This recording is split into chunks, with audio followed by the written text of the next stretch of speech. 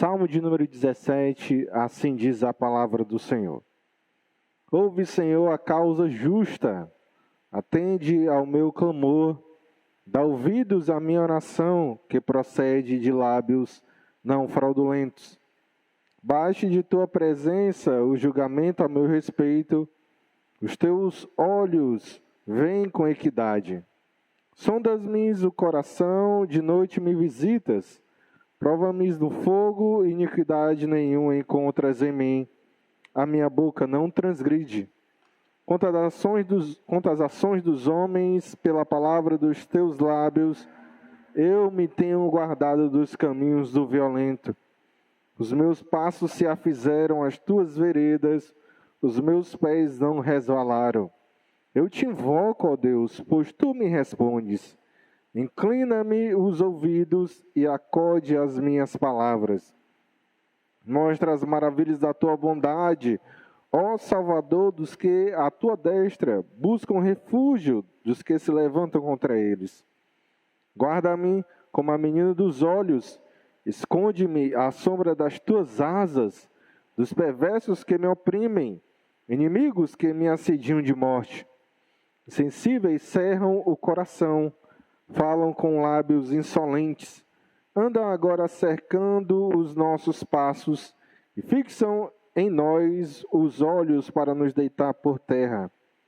Parecem-se com um leão, ávido por sua presa, ou leãozinho que espreita de emboscada.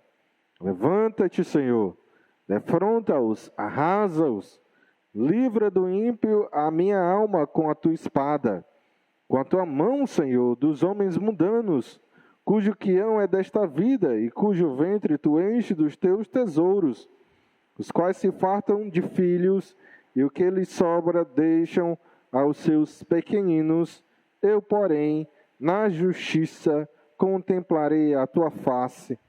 Quando acordar, eu me satisfarei com a tua semelhança. Louvado e engrandecido seja Deus. Amém?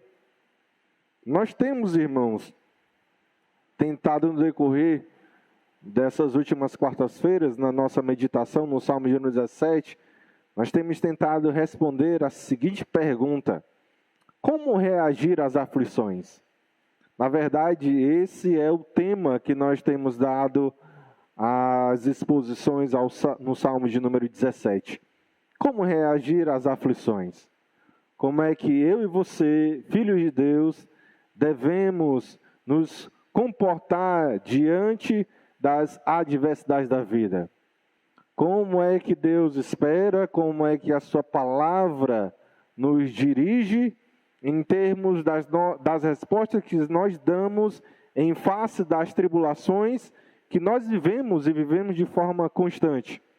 Então, irmãos, é sobre isso que nós estamos meditando nessas últimas quartas-feiras, e nós já vimos no último estudo como é que nós não devemos reagir.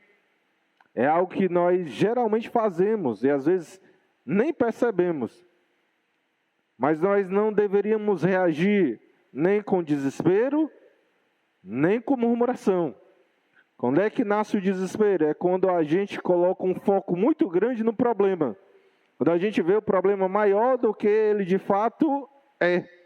Às vezes a gente passa por problemas, irmãos, que não são nem tão grandes assim. Mas a gente fica tão fixo naquilo que o problema que é pequeno se torna um gigante. E também, irmãos, tem outro lado, né? Às vezes o problema é grande mesmo. O problema é tamanho mesmo, mas a gente também fica tão preso àquela situação que aí fica algo na nossa mente insuperável, né? Fica um problema ainda maior. É assim que nós nos desesperamos. E quando é que nós murmuramos, pastor? É quando a gente faz o inverso em relação a Deus. Se a gente costuma colocar lentes de aumento para enxergar os problemas, nós, por vezes, retiramos as lentes do Evangelho para enxergar Deus em face às tribulações. E aí, quando a gente tira os olhos de Deus, ou quando a gente olha para Deus, mas sem as lentes do Evangelho, sem as lentes, sem a compreensão bíblica, de fato, sobre o nosso Senhor, aí o nosso Deus, na nossa cabeça, se torna algo que para nós é pequeno e que para nós é distante. Então, irmãos, essas duas atitudes deveriam estar longe de nós: desespero e murmuração. E aí também na última quarta-feira nós falamos sobre duas atitudes que devem ser a minha e a sua, em face dos problemas, em face das adversidades. Olhando para o versículo 6, nós explicamos que a nossa primeira atitude deveria ser orar ao Senhor, porque Ele nos responde. É isso que o salmista diz aí no versículo 6. Nós devemos orar ao Senhor acreditando que de fato Deus não só ouve a nossa oração, que já seria uma bênção, irmãos, maravilhosa, uma bênção grandiosa, mas além de Deus nos ouvir, Deus de fato se importa com as nossas vidas.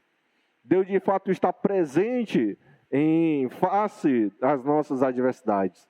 E Ele nos responde, sempre de acordo com a sua vontade, sempre de acordo com o seu poder, sempre de acordo com o seu amor, sempre de acordo com a sua sabedoria, mas Deus nos responde. E a segunda atitude que nós também explicamos na última quarta-feira, e ela está aí no versículo de número 7, nós devemos confiar na bondade, Hesed, do Senhor. Ou em outras palavras, como foi dito, nós devemos confiar nas bênçãos da aliança. Essa palavra Hesed, traduzida no Salmo 17, 7 por bondade, aparece mais de 120 vezes neste livro, geralmente traduzida como misericórdia, e ela nos aponta exatamente nessa direção, de que Deus trata de forma especial o seu povo. E por quê, pastor? Porque Deus fez uma aliança exatamente conosco, com eles.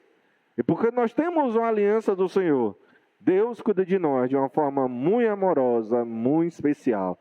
E tudo fazendo referência agora à nossa confissão de fé. E tudo faz para o bem da sua igreja, dos seus filhos, da minha vida e da sua vida. Amém? Então, orar porque Deus nos responde, confiar nas bênçãos da aliança, na misericórdia do Senhor. E hoje, irmãos, nós iremos dar a terceira resposta. Eu disse que eram 3 atitudes. Os irmãos lembram? Os irmãos que estavam aqui na última quarta-feira, lembram que eram 3 reações? Eu dei 2, deixei a terceira para hoje. E ela, irmãos, está exatamente no versículo de número 8. Leamos novamente o versículo de número 8. Guarda-me como a menina dos olhos, esconde-me à sombra das tuas asas. E a nossa terceira atitude de como nós devemos reagir às aflições é que nós devemos orar e confiar na proteção divina. Orar e confiar na proteção divina. Você percebe aí que o salmista está fazendo uso de 2 figuras de linguagens? Você percebe aí? Primeira figura, menina dos olhos. Segunda figura de linguagem, sombra das tuas asas. Vamos pensar rapidamente sobre essas 2 figuras de linguagem, ok? Primeira, a menina dos olhos. Primeira expressão, você sabe que a menina dos olhos é a pupila. É a pupila, é a menina dos olhos. Com certeza você já passou pelo incômodo de cair um cisco no seu olho. Incomoda mesmo, não incomoda, irmãos? A gente tudo faz, nós tudo fazemos para proteger os nossos olhos. Sei se você percebe, quando a gente repara que um objeto, que algo está se aproximando de nós, qual é a nossa primeira reação? A gente fecha logo os olhos. Né? A gente fecha logo os olhos. Às vezes o objeto não está nem vindo em direção ao nosso rosto, mas a gente sem perceber fecha os olhos. Que a gente tem, irmãos, essa reação natural, essa resposta natural em face de um perigo. Fechar os olhos. É interessante, irmãos, porque de fato o olho é um dos lugares mais sensíveis do nosso corpo. Mas também, irmãos, o olho é, por assim dizer, um dos lugares onde a gente tem o mais veloz, o mais rápido tempo de resposta, se assim me permitem colocar, em relação a qualquer outra parte do corpo. Eu não sei se você sabe, mas o ser humano, ele pisca durante o dia, mais de 14 mil vezes. Você pisca demais, hein? E só porque eu disse isso, já tem gente piscando aqui. Você nem lembrava de piscar, já está piscando. A gente pisca durante o dia mais de 14 mil vezes. É muita coisa, hein? E é porque tem gente que dorme aí 7, 8, alguns mais tempo. Então, em 16 horas, a gente pisca 14 mil vezes, é quase 1000 vezes por hora. É muita coisa, irmão. Mas sabe o que é mais interessante? É que essa piscada que a gente dá, né, nossas pálpebras, elas se movimentam muito rapidamente. Qual o tempo, pastor? De 100 a 150 milissegundos. Eu não vou nem me atrever a comparar nada. Só vou lhe dizer que é muito rápido. E é muito rápido mesmo. Então aqui, irmãos, o que é que a gente tem em relação ao cuidado de Deus? Eu não sei se você percebeu. O que é que o salmista está aqui expressando sobre a proteção de Deus, falando, né, conclamando ao Senhor que Ele nos guarde como a menina dos olhos, como a pupila, melhor dizendo. É que Deus nos protege com muito cuidado. A gente não cuida dos olhos, né? Vem um objeto, a gente fecha. Então é com muito cuidado. Mas também, irmãos, é com significativa velocidade. Então está aqui a proteção de Deus em termos de cuidado e em termos de velocidade. Memorize isso aí, tá bom? Segunda figura de linguagem é a sombra das tuas asas. E aqui, irmãos, existem várias questões que precisam ser colocadas, ok? Em primeiro lugar, você já sabe disso. Deus não tem asas. Deus não tem asas. Como é que é, pastor? O salmista aqui está dizendo que é a sombra das asas de Deus, mas você sabe que Deus não tem asas. Você sabe que o salmista está se referindo a Deus de uma maneira figurada. Isso aqui não é literal. E de fato Deus não tem partes físicas. Você estava aqui na classe de discipulado. Deus é Espírito. E uma das coisas que isso significa é que Deus não tem partes corpóreas. Deus não é limitado pelo espaço, como nós somos. Nós temos mãos, pés, braços, tal. Isso, de certa forma, irmão, nos abençoa, mas também nos limita. Nós não ocupamos todos os espaços ao mesmo tempo, assim como Deus faz. E Deus é Espírito. E aí você precisa entender isso, porque a Bíblia está recheada de referências às mãos do Senhor, aos olhos de Deus, aos pés do Senhor, né, aos seus ouvidos, enfim, há várias, como se Deus fosse de fato tratado como dentro de um corpo humano. E o que isso significa, pastor? Existe uma palavra, para mim até difícil pronunciar dentro da teologia, antropomorfismo. Consegui, de segunda. Nem peço para eu repetir. Depois você assiste a gravação lá no YouTube. Isso quer dizer que a Bíblia representa uma ação de Deus utilizando uma parte do corpo humano, fazendo referência a uma parte do corpo humano. Por exemplo, quando nós queremos pedir para que Deus receba as nossas orações, o que nós falamos? Que os ouvidos de Deus estejam abertos ao nosso clamor. Ou quando nós estamos assim num momento de indecisão, sem saber muito o que fazer, e aí a gente pede a Deus que nos encha de sabedoria, que nos dê uma palavra, nos dê um norte. O que às vezes nós dizemos? Que Deus abra a sua boca e fale conosco. São figuras de linguagem, irmãos. Deus de fato não tem mãos, tem pés, não tem asas. E o que simboliza aqui, se Deus não tem asas, o que Davi, o salmista, quer representar com as asas de Deus? É a sua proteção. É a proteção do Senhor.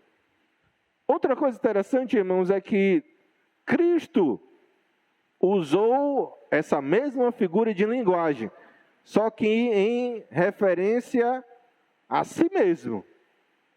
Lá em Mateus capítulo de número 23, falando com Israel, falando com os judeus. Mateus capítulo 23, versículo 37, onde Cristo fez a seguinte declaração: Jerusalém, Jerusalém, que matas os profetas e apedrejas os que te foram enviados. Quantas vezes quis eu reunir os teus filhos, como a galinha junta os seus pintinhos debaixo das asas, e vós não o quisestes. Então, você entende que Deus não tem asa, mas aqui simboliza a proteção do Senhor. E Cristo utiliza para si, porque Ele é Deus, essa mesma figura de linguagem própria a Deus Pai. E aqui existe um caminho para a gente falar, na verdade, pregar o Salmo de número 17 de forma centrada em Cristo. Certo? Mas existe uma questão, e isso aqui eu quero que você perceba de fato, que existe uma relação de amor quando o salmista fala da proteção de Deus nesses termos. A sombra das tuas asas. Guarda-me a sombra das tuas asas. Porque se de fato o salmista está pensando aqui Deus como uma ave, uma galinha, o texto original é até outra coisa, é uma águia. Se o salmista está pensando nesses termos, a galinha protege os seus filhotes porque ela os ama. A mãe protege os seus pintinhos, a galinha protege os seus pintinhos porque ela os ama.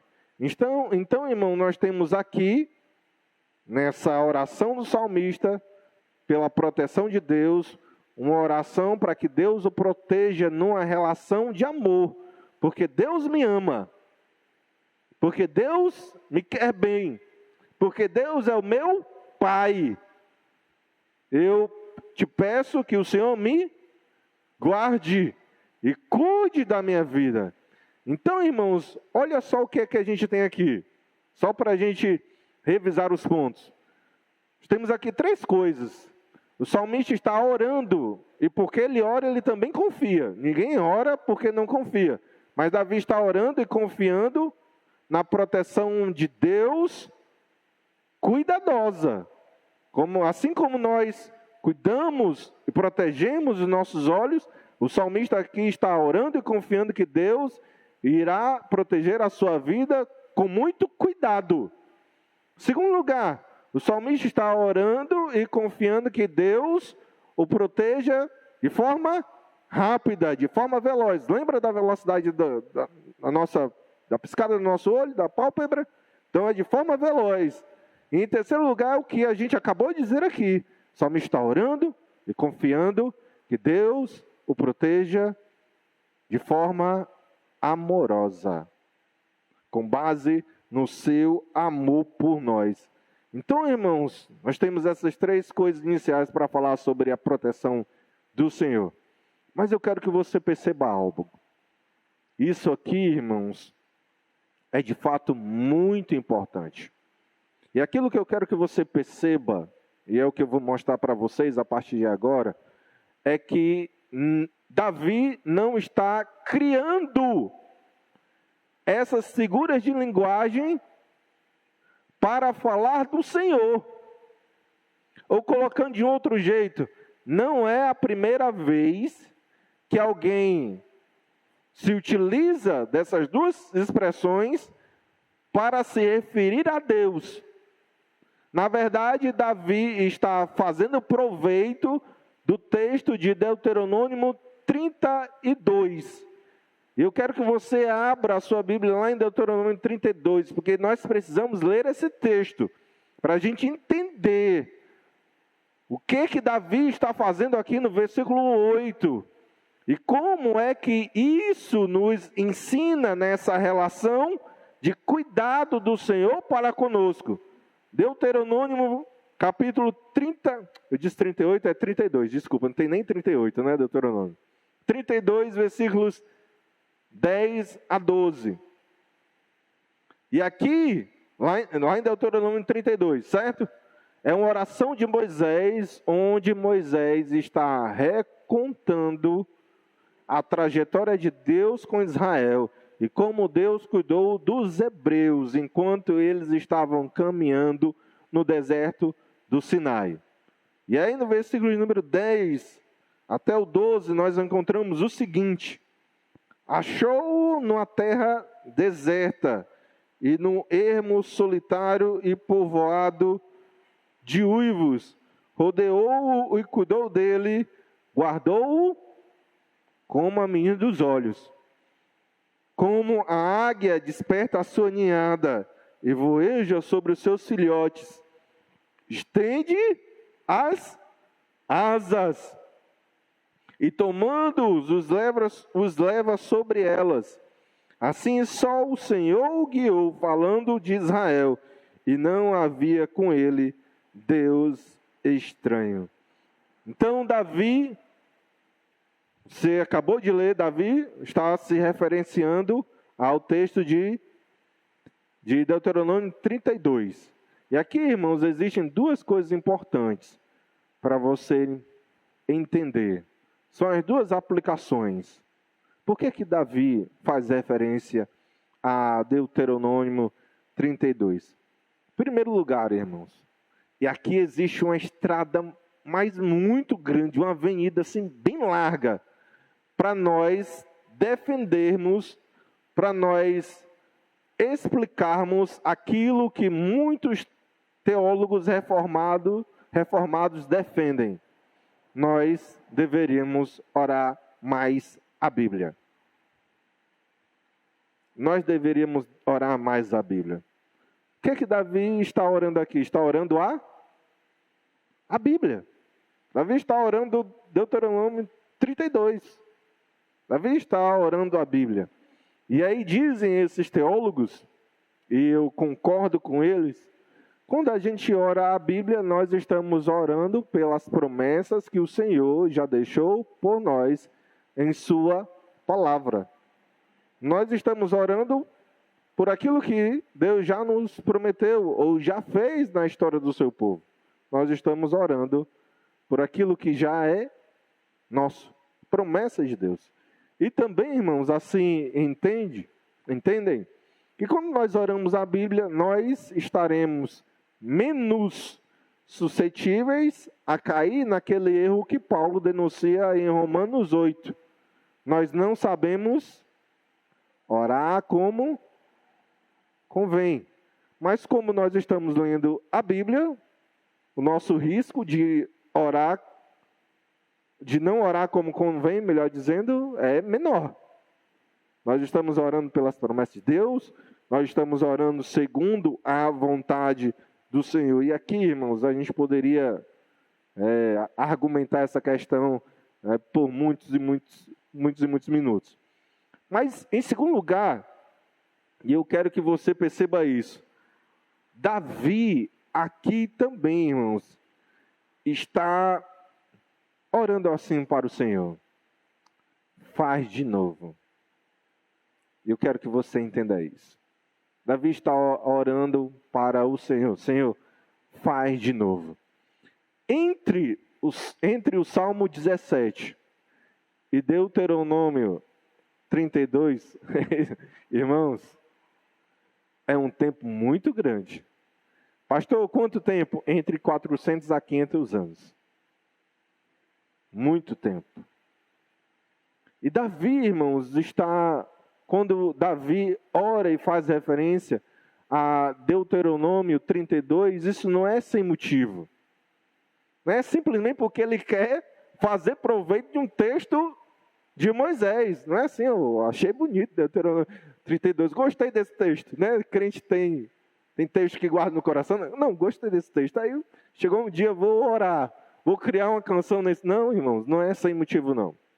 Entenda o que Davi está fazendo aqui.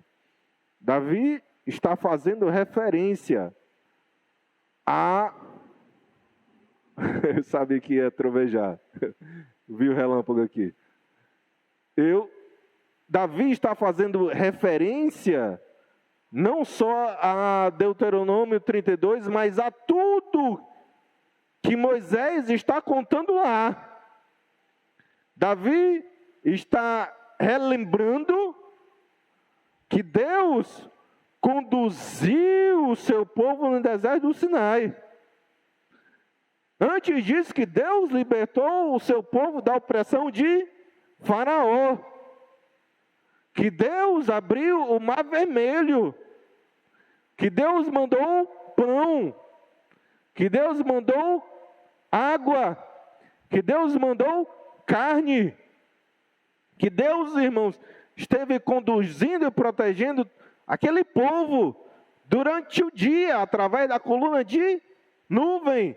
E durante a noite, através da coluna de fogo. Davi, irmãos, está fazendo referência a essa ação poderosa, a esses eventos poderosos do Senhor para proteger o seu povo. E Davi está dizendo para o Senhor: faz de novo em mim, faz de novo na minha vida, faz de novo agora, não mais quando o teu servo precisa que o Mar Vermelho se abra, mas agora faz para o teu servo que agora precisa da tua proteção, porque aquele que ocupa o trono de Israel, no caso Saul, quer a minha cabeça. Faz de novo, Senhor. Faz de novo, não agora libertando o teu povo das mãos de Faraó, mas faz de novo agora, enquanto tem um monte de gente inventando mentiras para desonrar o meu nome. Faz de novo, Senhor. Enquanto eu luto contra gigantes, contra filisteus, faz de novo, protege o teu povo, o teu servo, a minha vida, assim como tu protegeste Israel, os hebreus, há 500 anos atrás. Faz de novo. E nós podemos, irmãos, fazer exatamente essa oração ao Senhor. Senhor, faz de novo.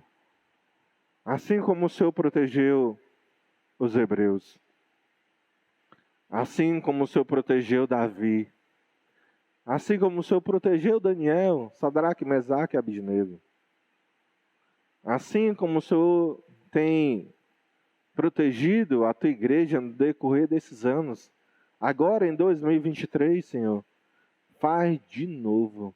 E sabe por que a gente pode fazer essa oração? Porque o nosso Deus não mudou.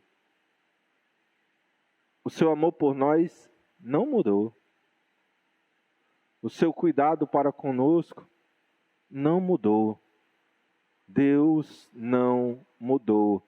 É por isso que a gente pode orar ao Senhor, usando referências a expressões bíblicas, mas mais do que as expressões em si, toda a história que está contida nelas. Senhor, faz de novo. Eu sei que tu és um Deus capaz de abrir o Mar Vermelho.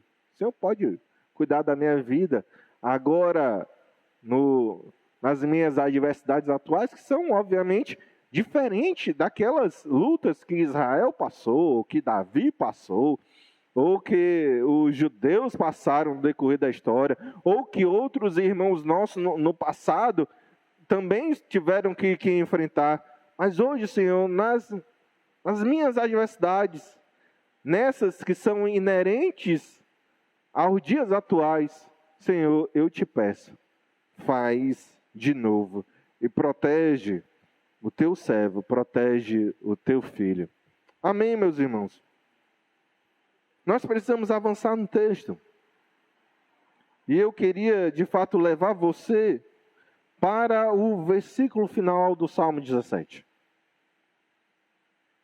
O versículo final do Salmo 17, ele também tem um ensino muito importante para as nossas vidas. Até aqui, o salmista tem respondido como é que o cristão deve reagir às adversidades, às aflições. E agora, irmãos, Davi vai responder a seguinte pergunta: onde nós devemos descansar o nosso coração? Versículo de número 15, com a sua Bíblia aberta. Acompanhe comigo a leitura.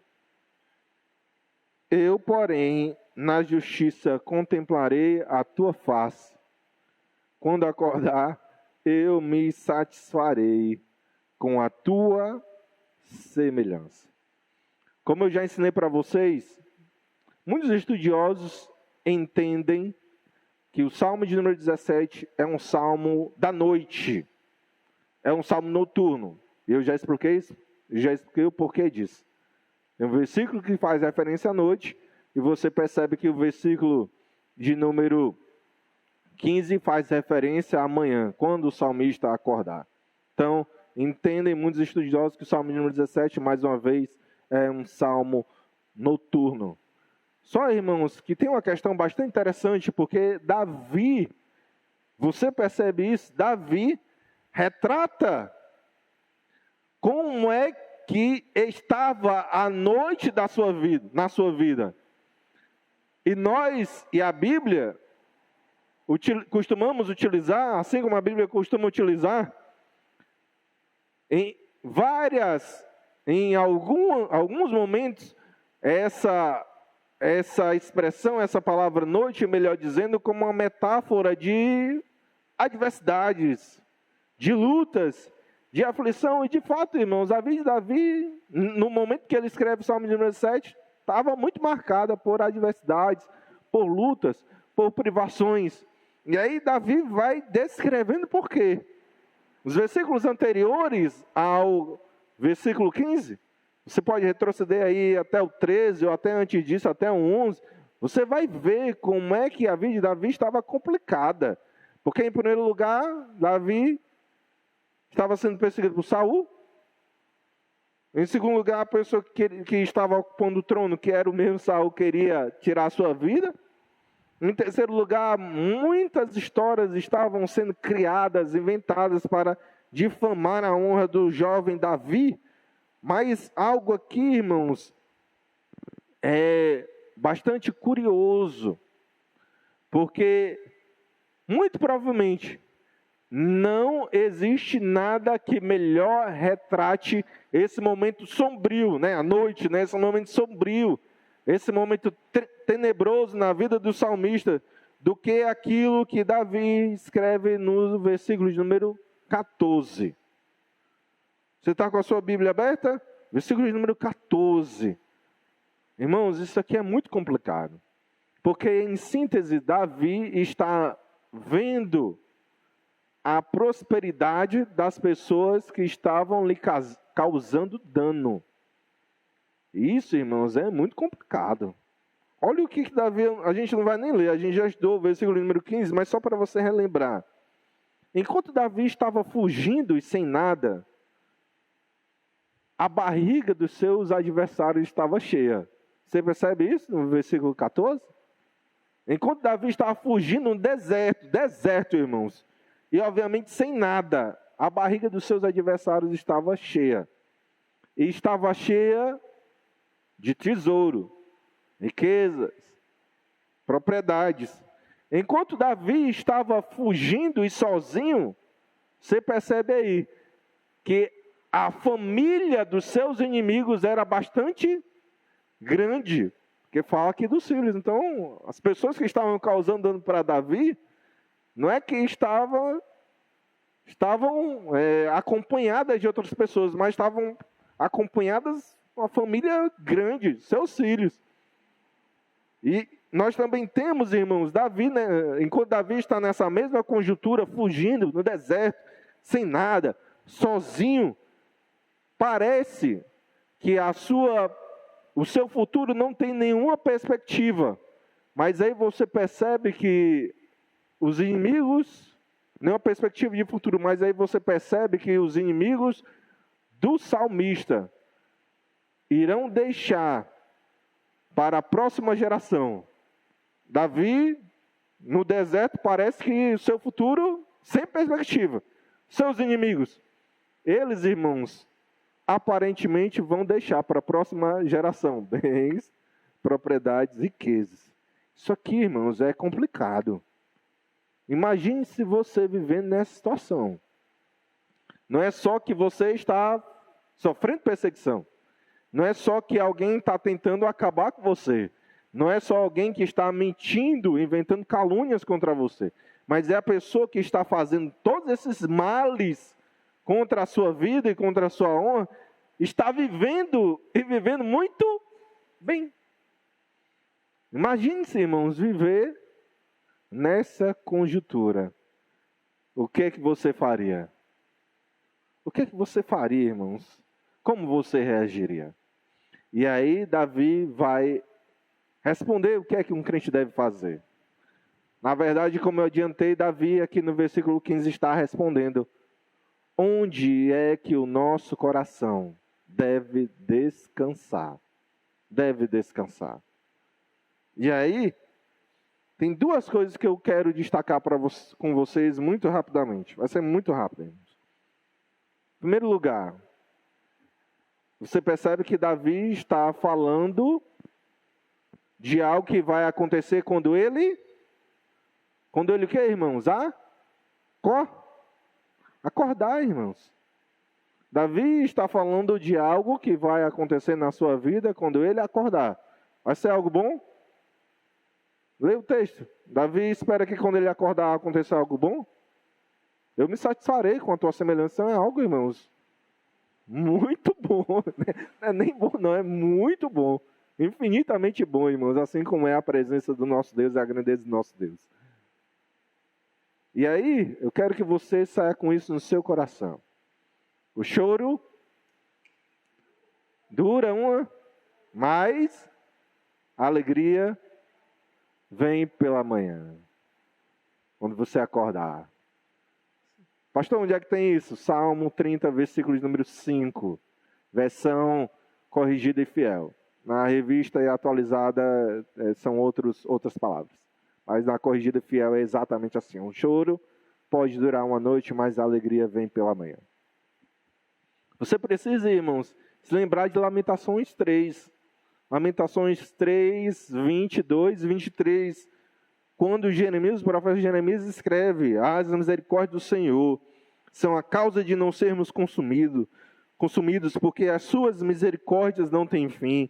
Renovam-se a cada manhã. Grande é a sua fidelidade. O seu presente pode estar muito difícil, mas o seu futuro, irmãos, seu futuro será bem melhor no Senhor. Então descansa em Deus, sossega esse coração no Senhor. Amém? Em segundo lugar, eu quero que você saia com isso no seu coração. Ok, Davi está falando de quando ele acordar, que é um futuro, você percebe isso nesta vida. Você percebe isso? Mas nós cristãos, irmãos, e aí eu vou colocar agora as lentes do Evangelho. Nós cristãos podemos aplicar também aquilo que Davi está falando aqui, não apenas em referência a um futuro, ao nosso futuro em algum ponto nessa vida, mas nós principalmente podemos colocar aquilo que Davi diz nesse texto ao nosso futuro celestial. A gente pode fazer isso? Claro que pode, irmãos. Sabe por quê? Você vai entender isso muito rapidamente. Ok, eu espero, eu oro para que Deus me dê força, ou para que o Senhor, Ele mesmo, resolva os problemas que eu estou vivendo hoje. Eu oro por isso, eu espero que isso aconteça, eu creio que isso, se for da vontade de Deus, vai acontecer. Eu espero que Deus faça o mesmo com a vida de vocês. Que os desertos que vocês vivem hoje, que as adversidades que vocês vivem hoje, que Deus, de fato, em algum momento, de acordo com a sua vontade, que é boa, agradável, perfeita, dê um basta nisso. Eu oro por isso, eu espero que isso aconteça na sua vida também. Mas você há de concordar comigo que depois de um deserto, vai ter sempre um outro deserto. Vai ou não vai, irmãos? Vai. Eu sei que você não quer. Eu sei que você não quer afirmar, não. Porque você já está querendo se livrar desse. Aí o pastor já está dizendo que depois desse já vai ter um outro. Aí desanima logo de vez, né? Mas vai, irmãos. Vai. Sabe por que vai? Porque no mundo tereis aflições. Enquanto nós estivermos deste lado da eternidade, a nossa vida vai ser assim. Vai ser com lutas, vai ser com choro, vai ser com adversidades, vai ser com tribulação. Vai ser desse jeito, irmãos. Se tivesse em outros lugares, já teriam tirado o som do pastor. Esse pastor aí está tá amaldiçoando o povo. Mas é, irmãos, a vida é assim. Sempre vai ter um novo deserto. Nem vai ter uma nova tempestade. A nossa vida deste lado da eternidade vai ser marcada por estas coisas. Mas o nosso coração não está preso, ou para utilizar uma expressão de Paulo, a nossa esperança não se resume a esta vida. Nós sabemos, irmãos, qual será o nosso futuro. E aí, com todas as letras, este nosso futuro agora celestial será muito melhor, será muito maior, será incomparável, indescritível em relação a tudo aquilo que nós vemos aqui nessa terra. Os nossos prazeres, as bem-aventuranças eternas que nós desfrutaremos em Cristo Jesus, irmãos, não dá para descrever, não dá para comparar. E quando nós olhamos para os problemas que nós vivemos hoje, o nosso coração não deve ficar preso no presente, não deve ficar preso nas nossas circunstâncias atuais. Os nossos olhos, irmãos, não podem deixar de olhar, os nossos olhos não podem deixar de estar fixos para aquilo que o Senhor prometeu para cada um dos seus filhos, quando nós acordarmos nos céus, quando os nossos olhos carnais forem fechados para essa realidade presente, e quando os nossos olhos forem abertos e nós contemplaremos a face do nosso Deus, é para esse futuro, irmãos, que nós devemos olhar. E é para esse futuro, e é nessa expectativa que nós enfrentamos todas as tribulações do nosso presente. E aqui, irmãos, eu queria concluir com vocês fazendo a seguinte reflexão.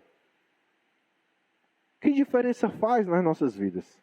Que impacto deve produzir nas nossas vidas quando nós sabemos que os nossos problemas vão ficar nessa terra, mas que nós teremos uma eternidade de prazeres, de bem-aventuranças e de alegrias celestiais quando nós acordarmos e veremos a face do Senhor? Que impacto isso deve causar nas nossas vidas? Porque de fato, irmãos, eu sei, e eu tiro isso por mim, que por vezes é difícil a gente confiar. É difícil, irmão, a gente confiar quando a coisa aperta. Não é fácil, não. Eu tiro por mim, irmãos, é complicado a gente sossegar quando a pressão aumenta sobre nós. É complicado. É complicado, irmãos, a gente se manter firme, leal, fiel ao Senhor, quando nós estamos passando por essas adversidades, por esse deserto. Por vezes, irmãos, nosso coração, ele é levado, inclusive, ao desespero, ao desânimo. Nós pensamos, por várias vezes, abandonar a igreja, abandonar o ministério, abandonar os caminhos do Senhor. Nós, irmãos, somos tomados assim por pensamentos e murmurar, de reclamar, de achar que aquilo que nós estamos passando é injusto, ou de querer fazer justiça com as nossas próprias mãos. Mas você não encontra nenhuma dessas atitudes do salmista, não no Salmo de número 17.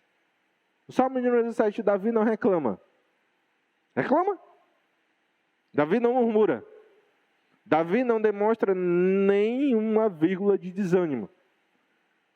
Davi, ele não pensa em abandonar a igreja. Não, o que está acontecendo comigo está difícil, vou abandonar a igreja. Não compensa não, servir ao Senhor. Davi não faz isso. Davi nem pensa em fazer justiça com as suas próprias mãos, irmãos. Davi descansa em Deus, porque ele sabe para onde ele está indo, quem ele está servindo, e aquilo que o Senhor tem preparado para a sua vida. E é isso que eu e você devemos fazer. Quando a gente olha para o céu, mesmo em face aos problemas que nós vemos hoje, irmãos, nós nos alegramos. Mesmo quando nós temos todos os motivos para reclamar, nós nos alegramos, porque nós dizemos, é maior. Isso aqui que eu estou vivendo é insignificante diante daquilo que Deus tem para a minha vida. Nós, irmãos, confiamos.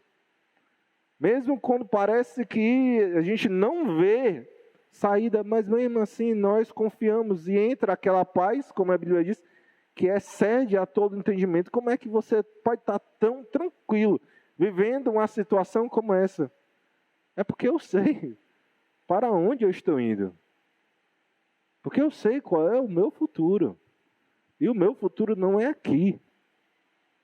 Esse problema, essa doença, essa adversidade, no máximo pode acelerar a minha chegada ao meu futuro. É o Deus que transforma as piores coisas em bênçãos, em benefícios para os seus filhos.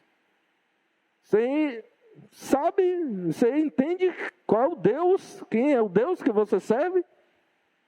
Isso, irmão, nos faz sossegar, nos faz descansar, nos faz ficar em paz na presença do Senhor, mesmo em face de todos os problemas, de todas as adversidades que vivemos. E aqui eu quero encerrar com você, apenas com uma frase do reverendo, do evangelista Billy Graham. Billy Graham, falando sobre a alegria do céu, aquilo que nos aguarda, Billy Graham disse o seguinte: o cristão deve ser a pessoa mais alegre e satisfeita. É você, hein? O cristão deve ser a pessoa mais alegre e satisfeita, porque tem a garantia de salvação. Às vezes a gente não tem motivação para, né? Por vezes a gente acorda e querendo quebrar tudo. Querendo reclamar, querendo murmurar, querendo entregar os pontos. Mas por que você tem a garantia de salvação? Porque você sabe que você tem uma aliança com o Senhor.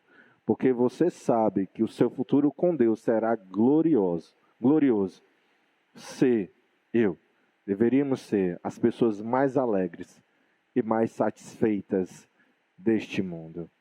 Que Deus faça isso, irmão, das nossas vidas. Que Deus nos ajude a glorificar o seu nome através das nossas palavras, através das nossas ações, através dos nossos pensamentos, mesmo diante dos maiores problemas que nós ainda teremos que enfrentar. Sempre olhando para Cristo, sempre, irmãos, olhando para o Senhor. Amém?